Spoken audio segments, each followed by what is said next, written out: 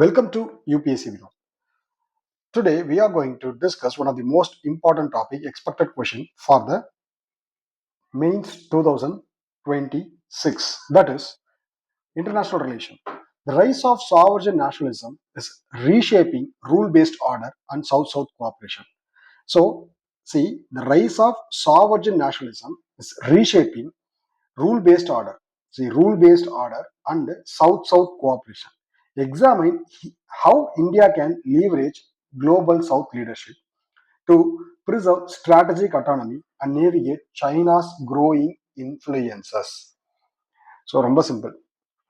Rice of சாவர்ஜன் nationalism இப்போ ப்ரெசண்டா இந்த சுச்சுவேஷன்ல தான் வேர்ல்டு வந்து எக்ஸிஸ்ட் ஆகுது. ஸோ அதுல ரூல் பேஸ்ட் ஆர்டர் அப்படிங்கிறது இப்போ ரீஷேப் ஆகுது. அப்போ சவுத் கோஆபரேஷன் வந்து பாத்தீங்கன்னா ரீஷேப் ஆயிட்டு இருக்கு. இதுல இந்தியாவோட ரோல் என்ன அஸ் அ குளோபல் சவுத் லீடர்ஷிப்பா? ஏன்னா இந்தியா வந்து என்னவா ப்ரொஜெக்ட் பண்ணிக்கிறாங்க, லீடர் ஃபார் குளோபல் சவுத்தா ப்ரொஜெக்ட் பண்ணிக்கிறாங்க. அப்போ இந்தியாவோட குளோபல் சவுத் லீடர்ஷிப் அப்புறம் இந்தியா வந்து குளோபல் சவுத்ல ஸ்ட்ராட்டஜிக் அட்டானமியை ப்ரிசர்வ் பண்றதுக்கும் சைனாவோட இன்ஃப்ளூயன்ஸை கவுண்டர் பண்றதுக்கும் பேலன்ஸ் பண்றதுக்கும் சொல்லலாமே, என்ன ஸ்டெப் எடுக்கிறாங்க, எப்படி என்ன பண்ணலாங்கிறதான் question. Okay, now coming to the discussion part, answer part. Introduction. The rise of sovereign nationalism are marked by greater emphasis on territorial sovereignty, national interest, and policy autonomy. The rise of sovereign nationalism rice ஆகுது அப்படின்னு நம்ம சொல்லணும்னா எதை மீன் பண்ணி சொல்லணும்னா நம்ம வந்து என்ன பண்ணணும், ஸோ டெரிட்டோரியல் சாவர்ஜிட்டியை வந்து பார்த்தீங்க அப்படின்னா இன்க்ரீஸ் பண்ணணும். ஸோ அதுக்கு அடுத்தபடியாக வந்து பார்த்தீங்க அப்படின்னா நேஷனல் இன்ட்ரெஸ்ட்டை ஃபோக்கஸ் பண்ணணும், பாலிசி அட்டானமியை ஃபோக்கஸ் பண்ணணும்.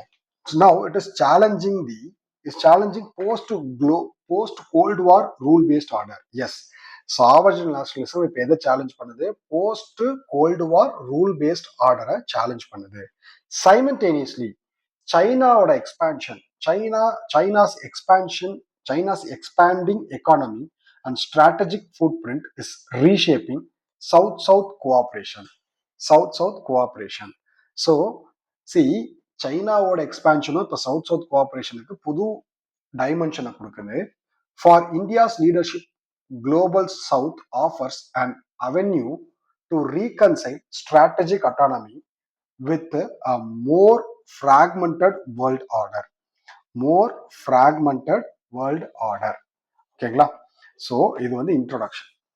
அப்போ how India can leverage the global south leadership, எப்படி இந்தியா வந்து குளோபல் சவுத் லீடர்ஷிப்பை லீவரேஜ் பண்ண முடியும்?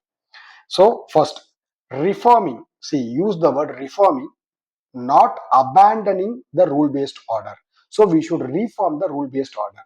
India can advocate greater representation in developing countries, greater representation of developing countries in UNSC, IMF, World Bank, WTO. காமனா ஒரு வார்த்தையை போட்டுறோம். அதாவது ஃபர்ஸ்ட் எடுத்த உடனே எதையும் சேஞ்ச் பண்ண தேவையில்லை. இப்போ இந்தியாவோட குளோபல் சவுத் லீடர்ஷிப்பை இன்னும் ஸ்ட்ரென்தன் பண்ணணும் அப்படின்னா ஃபர்ஸ்ட் என்ன பண்ணணும் அப்படின்னா, this is how UPSC answer should be written. So India can advocate for greater representation. நீங்க எதையுமே அபேன் பண்ணக்கூடாது, ரிஃபார்ம் பண்ண சொல்லி கேட்கணும், ரூல் பேஸ்ட் ஆர்டர்ல ரிஃபார்ம் பண்ண சொல்லி கேட்கணும். ஸோ ஃபாலோயிங்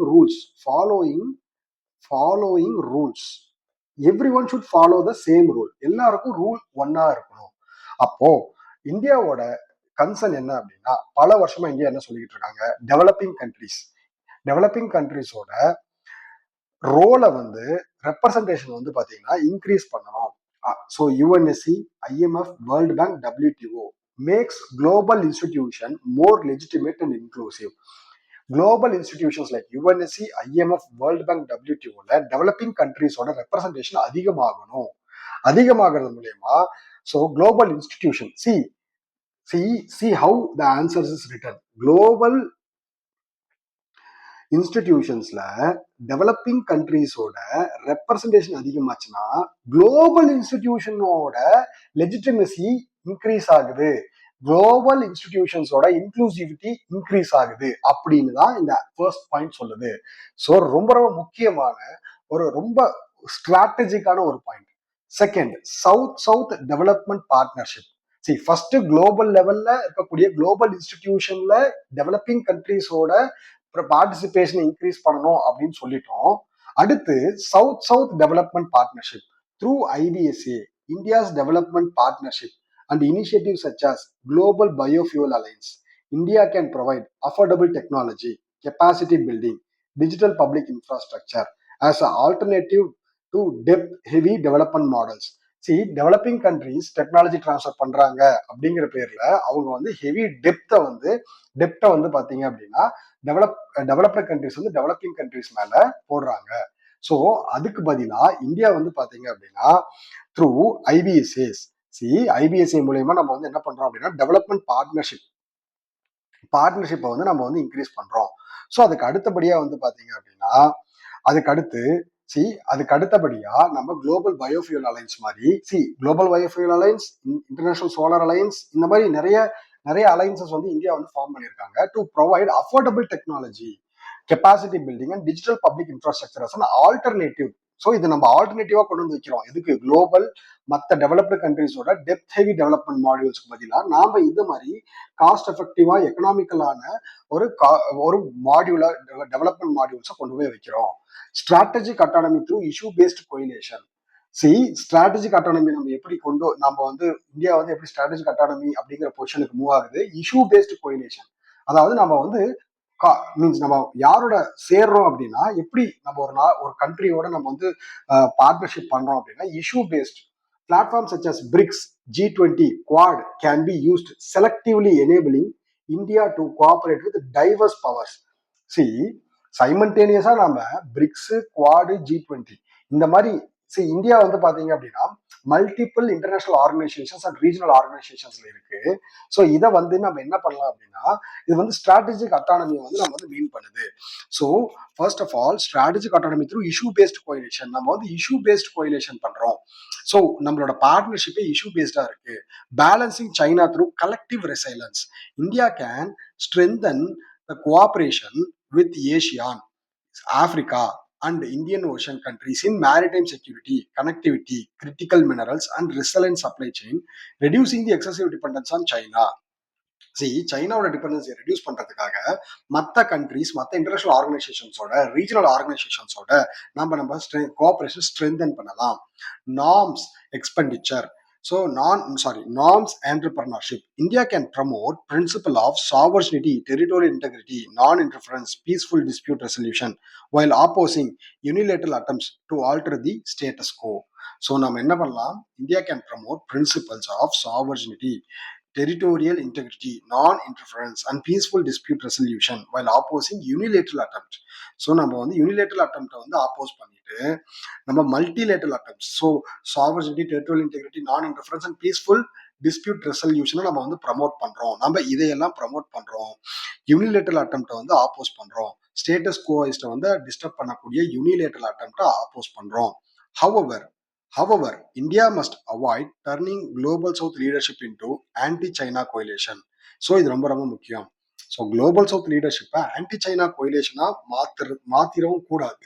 அதுக்கு இந்தியா வந்து எந்த ஒரு இந்தியா அந்த மாதிரி ஸ்டெப்ஸை அவாய்ட் பண்ணணும். ஸோ எக்ஸசிவ் strategic alignment with any bloc could undermine its autonomy and credibility among the developing countries. நம்ம எந்த ஒரு பிளாக் கூடயும் ஒரு ப்ராப்பரான பேலன்ஸ்டு என்கேஜ்மெண்ட்ல தான் இருக்கணும். எக்ஸசிவ் ஸ்ட்ராட்டஜிக் அலைன்மெண்ட் பண்ணோம் அப்படின்னா மற்ற பிளாக்ஸ் வந்து பாத்தீங்கன்னா இம்பேலன்ஸ் ஆயிடும். அப்போ கிரெடிபிலிட்டி அமாங் டெவலப்பிங் கண்ட்ரிஸ், இந்தியாவோட கிரெடிபிலிட்டி வந்து ரெடியூஸ் ஆயிடும். வே forward, India should pursue multi alignment with strategic autonomy, cooperating with US and its partners, whereas interest convergence, engaging while China were necessary and empowering global south where collective interest at stakes. Thus, India's global south leadership can transform strategic autonomy from defensive doctrine into active instrument for shaping more representative, multipolar and rule-based order. So India வந்து பார்த்தீங்கன்னா எப்படி இந்த மாதிரி ஒரு thus global south leadership, India's global south leadership can transform transform என்ன transform பண்ண முடியும்? Strategic autonomy from defence doctrine. நம்ம வந்து டிஃபென்ஸ் டாக்ட்ரின் பேஸ்ல தான் நம்ம ஸ்ட்ராட்டஜிக் அட்டானமில மீன்ஸ் நம்ம டிஃபென்சிவ் பேஸ்ல தான் இருக்கோம். அதுல இருந்து ஆக்டிவ் இன்ஸ்ட்ருமெண்டா நம்ம வந்து shaping active instrument for shaping more representative and multipolar rule based order. So rule based ஆர்டரை வந்து ஷேப் பண்றதுக்கு இது வந்து இந்தியா வந்து குளோபல் சவுத் லீடர்ஷிப்பை இப்படி டிரான்ஸ்ஃபார்ம் பண்ணலாம். So multipolarity and rule based order கொண்டு வரதுக்காக. Okay, this is how we can answer the question. See இந்த கொஷின் it is these IR seems to be IR. It is more important, and also we can expect such kind of question in the mains 2026. Okay, thank you. Keep following UPSC Vinod. Keep supporting.